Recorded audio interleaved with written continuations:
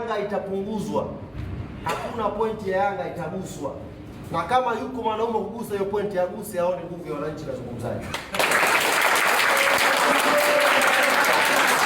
Kama yuko mtu ambaye anawaambia punguzeni pointi hapa, aguse na ajaribu kugusa hata nusu pointi, hiyo pointi 15 mbali, nusu pointi aguse, alafu ataiona nguvu ya wananchi. Nazungumzaje?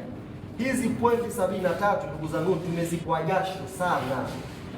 Haikuwa Yanga kuwa kinara wa ligi sasa hivi, kuna jasho limemwagika, kuna fedha, watu wameingia gharama, watu wamepata shida, wameacha familia zao kusafiri umbali mrefu kuisapoti hii timu, alafu ukae na tai useme na kata pointi. Jaribu kugusa pointi moja ya Yanga Afrika, jaribu.